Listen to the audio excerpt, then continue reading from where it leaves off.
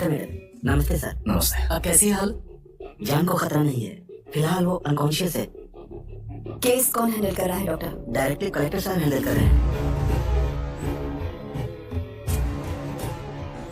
आप लोगों का काम है, आप ही कीजिए। Okay sir.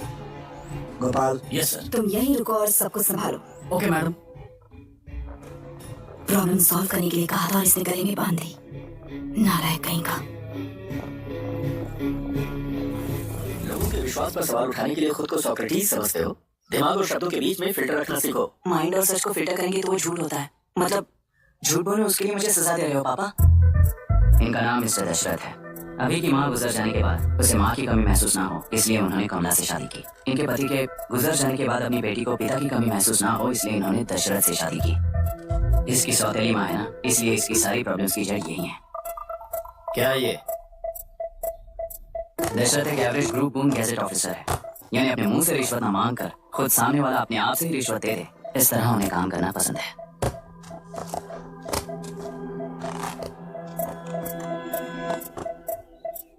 क्या हुआ? पैसे चाहिए क्या? आज से मैं जो खाना खाता हूँ और यहाँ रहता हूँ उसकी फी। कहाँ से मिले पैसे?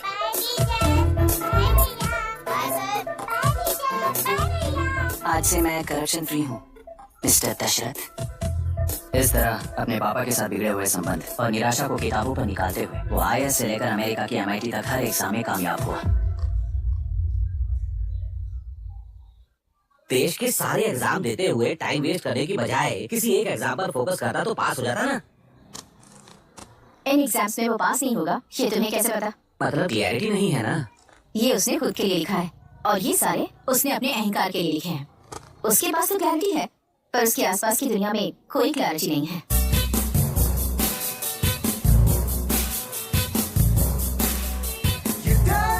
ओए, वोट किसे दिया? आपको ही दिया भाई। हाँ, छोटू, मुझे देने वाला था ना? आपको ही दिया भाई।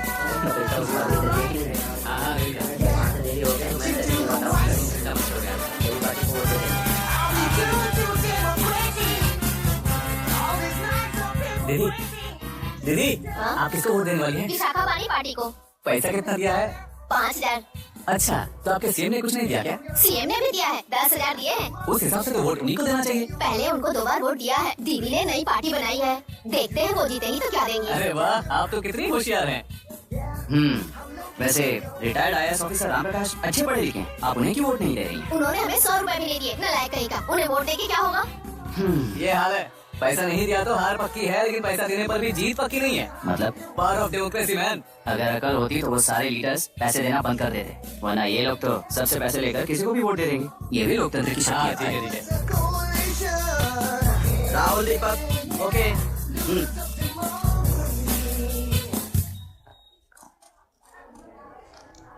तुमने ऑलरेडी वोट दे दिया, जाओ।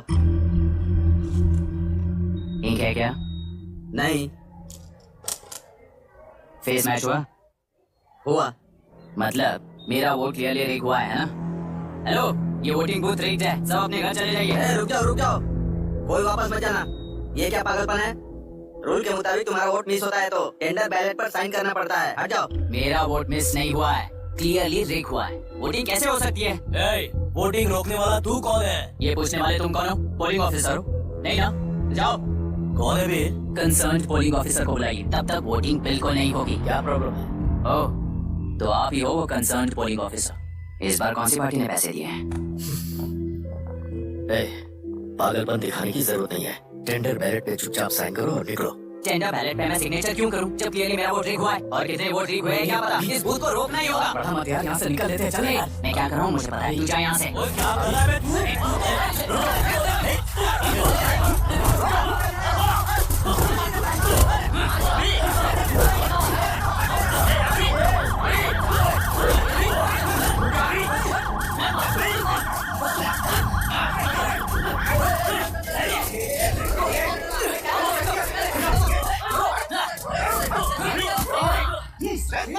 क्या प्रॉब्लम है? कुछ नहीं, इसका वोट मिस हुआ बोलकर पोलिंग रोकने की कोशिश कर रहा है। मिस नहीं हुआ है, मेरा वोट रिग हुआ है। वोट ठीक हुआ है तो बैलेट पे दस्तखत करके जाओ यहाँ से। यहाँ पे लफड़ा मत करो। ओह, वोट रिग हुआ है ये सुनने के बाद आपका रिएक्शन इतना ही है? अगर लॉजिकली कहूँ ना तो सिर्फ इस एक बूथ को नहीं, सारे इलेक्शन को रोकना चाहिए। ये बात यहाँ नहीं, इलेक्शन कमीशन में जाकर करो। हाँ, मैं वहाँ भी बात करूंगा। एक वोट के रेक होने में और मिस होने में बहुत बड़ा फर्क है। लॉजिकली एक भी वोट अगर रेक होता है ना तो उसे डेमोक्रेसी नहीं कहते। अगर एक मर्डर को गलत नहीं माना तो 100 मर्डर्स भी गलत नहीं होंगे। यहाँ एक ही वोट रेक हुआ है, इसकी क्या गारंटी है? ये पूरा बूथ रेक नहीं है, इसकी क्या गारंटी है? 100% rigging free election is the very foundation of any democracy. Incharge होने के नाते इस बूथ को तो डिस्क्वालीफाई कर दीजिए। ये तुम्हारा बेटा है ना? Yes sir. इज्जत से टेंडर बैलेट पे साइन करो और जाओ यहाँ से, वरना अर्बन नक्सल के नाम पर सबको अंदर कर दूंगा। तुम्हें पता है इसका मतलब? तुम्हारा MIT एडमिशन, अमेरिका का ड्रीम्स सब बर्बाद हो जाएगा। निकल जाओ यहाँ से। शर्म नहीं आती ऐसी बात करते हुए? कलेक्टर के तौर पे आप इस जिले के सर्वोच्च प्राधिकारी हैं। आपको उन्हें अरेस्ट करना चाहिए जिन्होंने पुलिस के होते हुए भी हम पर हाथ उठाया। अर्बन नेक्सल्स तो वो हैं जिनकी रक्षा करते हुए आप हमें धमकी दे रहे हो। उस समय के लिए इमोशंस को किनारे रख के बात करते हैं। आओ।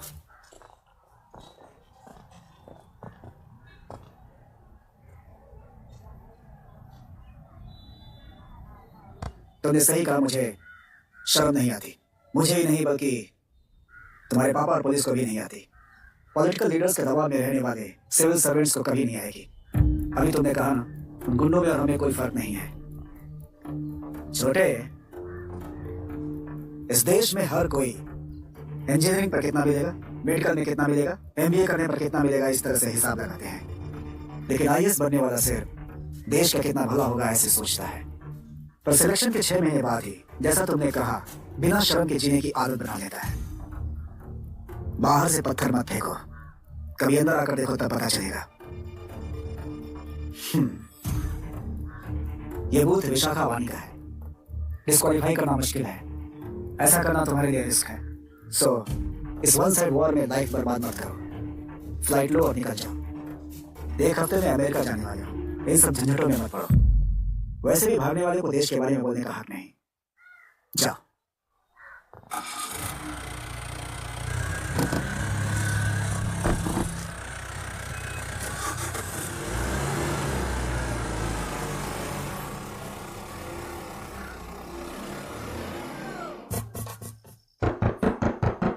जिद मत कर, दरवाजा खोल। अपनी कार से भी जाएगा तो हैदराबाद एयरपोर्ट पहुंचने में 7 घंटे लगेंगे।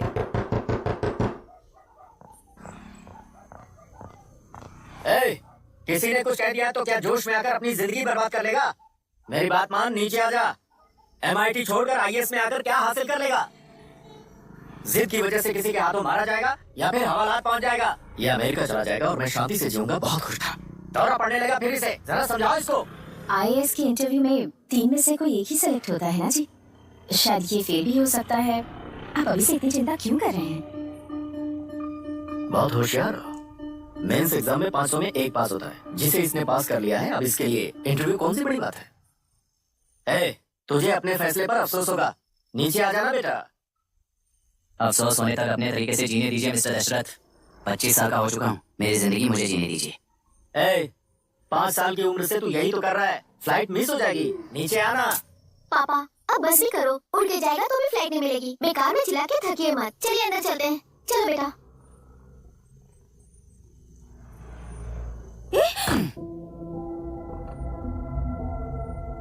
लोग मिस्टर दशरथ, इस दुनिया में सबसे अच्छी तरह से मेरे बारे में जानने वाले आप ही हो। टाइम पर टिकट कैंसिल किया होता तो 1 लाख रुपए बच जाते। अब उसे मेरे अकाउंट में मत जोड़ देना।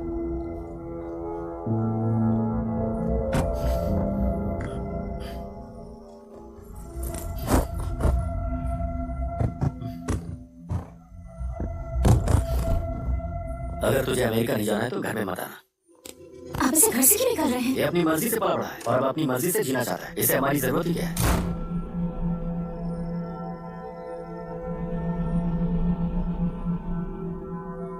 सुन भाई, अपना पेंट हाउस रेंट पर देगा? कम से कम वहाँ पापा तो नहीं होंगे। 5000 एक्स्ट्रा दूंगा। बहुत फेंक चुका है, चल अभी। वो बैग भी उठा ले। मुफासा टीला पर खड़े होकर सिम्बा को ना मुड़कर देख के भाग जाने को बोला था, पर मुस्तफा भी तो भाग सकते थे। सिम्बा को बचाने के लिए दुश्मनों से लड़ाई करनी थी ना। डैडी को देखे 24 दिन हो गए हैं आंटी, फोन भी नहीं किया उन्होंने। डैडी जहाँ गए हैं ना वहाँ सिग्नल नहीं है, इसलिए कॉल नहीं किया। तुम डैडी को जितना मिस कर रही हो ना उतना ही डैडी भी तुम्हें मिस कर रहे होंगे। इधर देखो, तुम अगर अच्छे से स्कूल जाओगी ना तो डैडी आ जाएंगे। मायरा हाय, एनी न्यूज़? नो, पुलिस ने क्या कहा? एज यूजुअल कह रहे हैं कि ढूंढ रहे हैं। ओह गॉड, तुम्हें हॉस्पिटल से कोई क्लू मिल पाया क्या अभी तक? नथिंग यार, I let you know if I find anything. हाँ, तुम्हारे भैया के मिसिंग होने से इसका कोई कनेक्शन है या नहीं पता नहीं, पर जिस दिन वो गायब हुए थे कुना नाम का एक गुंडा वरुण के पास कंसल्टेशन के लिए आया था। नर्स ने मुझे बताया।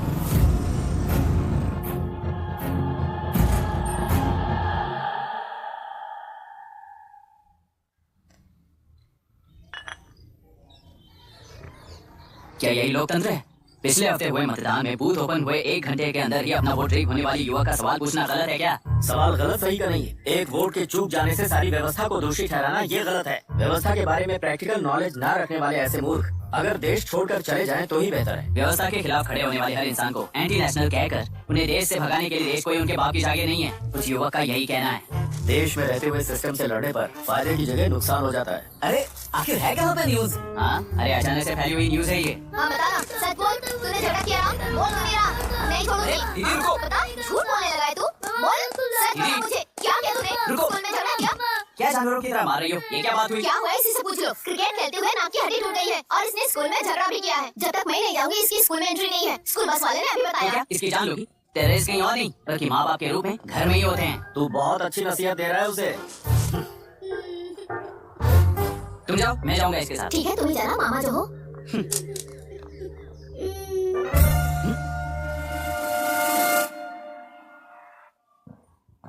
Excuse me sir. Yes, come इन।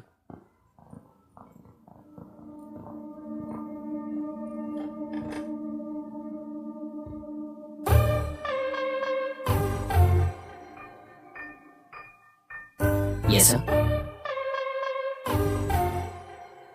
आपका बेटा है? ये आपके बच्चे हैं? इनकी बुआ हूँ। मैं इसका मामा हूँ। बोलिए, व्हाट्स द प्रॉब्लम?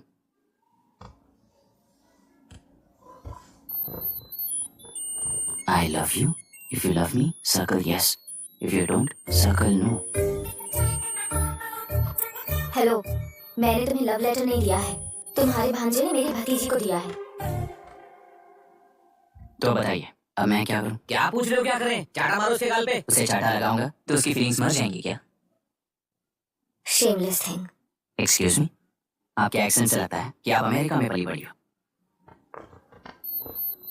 ये इस पे सर्कल किसने बनाया? ओह, तो ये देखकर इसने इसकी नाक फोड़ दी और इसने उसकी नाक फोड़ दी, है ना? पीठ को मारने वाला मैं नहीं।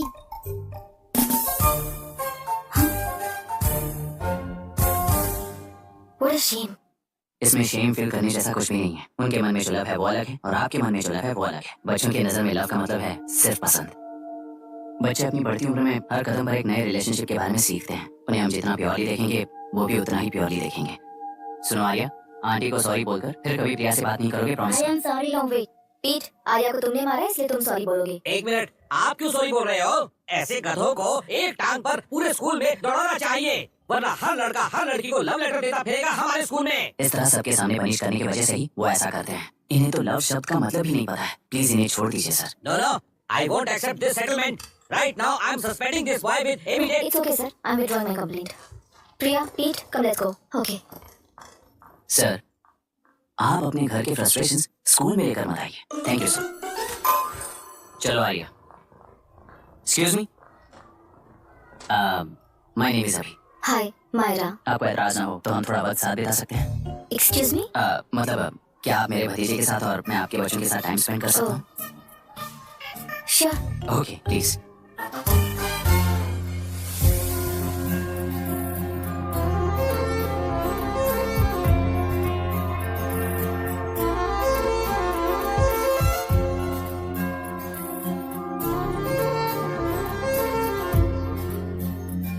What do you want to talk?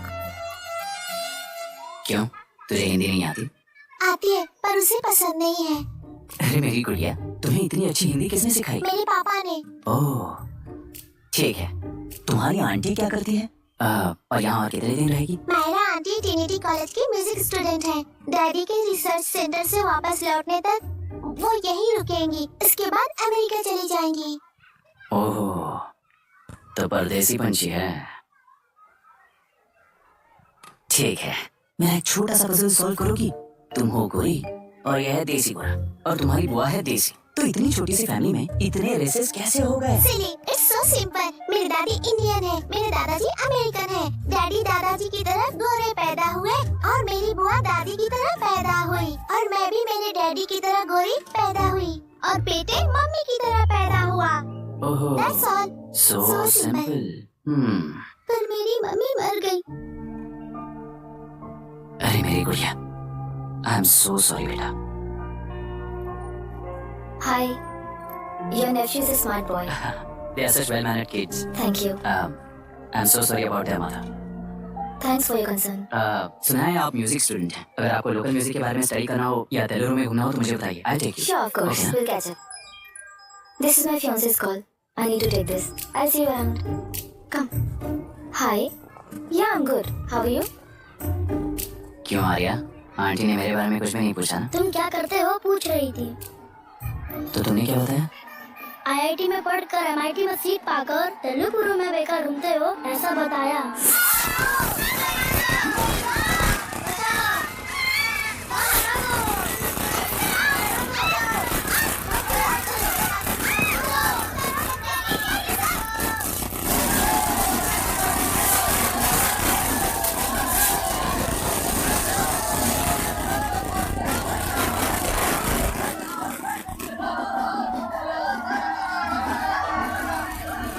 Andhra समाज पार्टी से अलग होकर आंध्र प्रजा पार्टी की स्थापना कर पहले चुनाव में ही जबरदस्त जीत हासिल करने वाली श्रीमती विशाखा वानी को देश के कोने कोने से प्रांतीय पार्टी का अभिनंदन मिल रहा है। टेलरी में हड़पे पैसों से कार्यकर्ताओं को वोटर्स को खरीद कर जीत हासिल की है।